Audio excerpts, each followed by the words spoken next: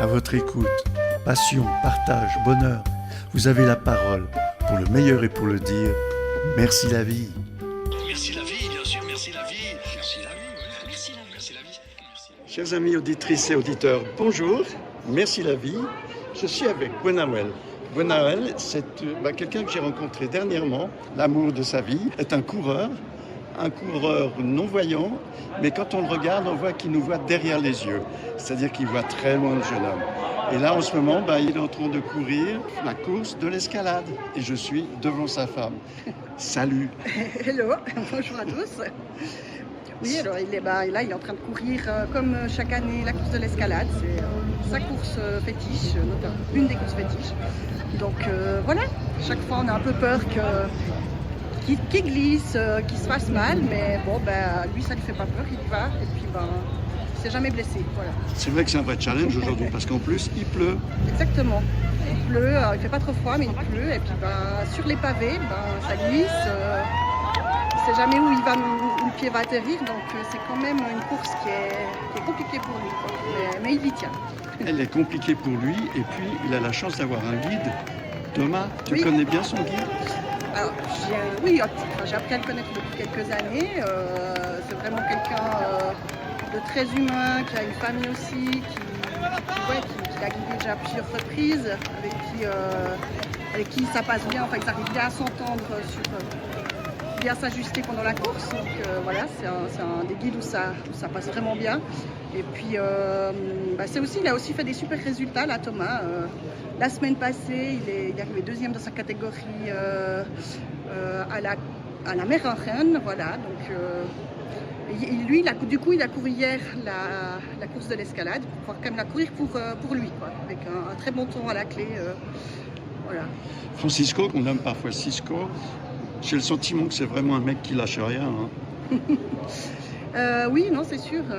Il est très têtu. Il faut l'être pour ça, je crois. Et voilà, quand il se met une idée en tête, il lâche pas.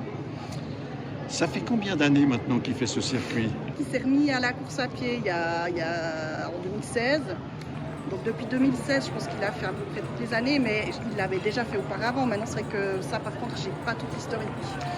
Est-ce que tu en sais peut-être un peu plus sur l'association qu'il a fondée? Les objectifs de cette association, c'est quoi? Alors, à la base, c'était vraiment une association de soutien pour lui, donc parce qu'il s'était donné l'objectif d'aller aux Jeux paralympiques, d'abord de Tokyo, mais malheureusement, il y a eu le Covid qui est passé par là, donc il voulait se qualifier au marathon, mais tous les marathons ont été annulés. Donc voilà, puis à ce moment-là, il a décidé, il s'est relancé dans des courses plus courtes. Là, il a visé les Jeux de Paris. Il n'a pas pu y aller, mais bon, là, il recourt quand même. Et puis, l'idée maintenant, c'est de pouvoir soutenir d'autres personnes non-voyantes, de pouvoir mettre en lien avec des guides, aussi de développer ça au niveau des écoles, pour qu'il y ait une émulation qui se fasse, que des enfants qui voient puissent guider des enfants qui ne voient pas. Enfin, voilà, ouais. Ça, c'est super sympa, déjà pour sociabiliser les jeunes non-voyants. Oui. Et puis, je pense que c'est aussi un challenge pour les parents d'accepter ça, parce qu'ils doivent être un petit peu fragilisés vis-à-vis des risques, alors que finalement, avec de bons guides, il n'y en a pas tant que ça de risques. Oui, alors je pense que après les risques, c'est un peu comme dans tous les sports, quoi. On peut se blesser. Après... d'aller courir, c'est sûr que sinon, si ça se fait d'une manière, je dirais déjà, rien que pouvoir le faire sans viser de compétition, il n'y a pas beaucoup de risques. Il faut évidemment s'assurer de choisir peut-être le bon parcours, mais voilà, ça c'est des choses qu'on pourra transmettre, qu'on pourra expliquer. On ne va pas aller, par exemple, dans une forêt parce qu'il y a des branches, il y a des racines, il y a de la terre. Enfin, voilà, il faut choisir un terrain qui s'y prête. Et puis, l'idée, c'est de pouvoir accompagner ça, finalement, et donner cet accès au sport qu'ils ont très peu. Il y a quelques sports qui se développent, mais c'est vrai que, ils n'ont pas énormément d'accès au sport. Il y a du pain sur la planche. Voilà, exactement. Cher Gwenaël, tu sais quoi? On a déjà vu à 2-3 reprises les différents tours de notre ami et pour toi ton compagnon de vie. Je te propose qu'on essaye de le récupérer à l'arrivée maintenant. Voilà, c'est ça. Voir dans quel état il est. J'ai une petite question. Notre émission s'appelle Merci la vie. Quand quelqu'un te dit merci la vie, Gwenaël, comment ça résonne en toi? comment ça résonne en moi?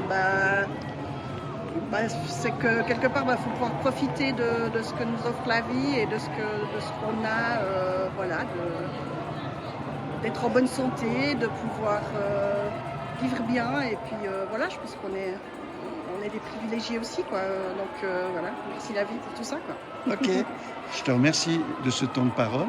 Et puis, je te souhaite le meilleur du monde. Et puis, on va voir si j'arrive à obtenir encore 2-3 mots de notre ami. Moi, j'ai une chance vraiment énorme parce que j'ai toujours été super bien entouré. J'ai la chance d'avoir une petite poignée de guides, on va dire entre 6 et 7 guides qui sont vraiment des soutiens indéfectibles, mais qui font partie du panier, on va dire du gratin de l'élite suisse. Pas tous les jeunes ont cette chance-là. Et la problématique aujourd'hui, c'est qu'il y en a même qui ne s'imaginent pas qu'ils peuvent courir. Pour l'intégration, c'est vraiment quelque chose de vraiment extraordinaire. Et effectivement, maintenant, c'est d'aller dans les écoles. Parce que cette formation, on doit l'amener par les plus petits. Et quand tu vois un petit garçon de 8 ans qui est voyant, qui va aider une petite copine qui, elle, a 8 ans aussi, mais qui ne voit pas ou voit pas bien, tu vois, il se crée des choses juste vraiment magnifiques. Et c'est ça qu'on essaye de faire maintenant. On vous souhaite comme toujours le meilleur du monde et à tout bientôt. Au revoir. Au revoir, à bientôt. Un grand merci de votre soutien. Merci de continuer à vous abonner. Je vous souhaite le meilleur du monde et à tout bientôt. Au revoir.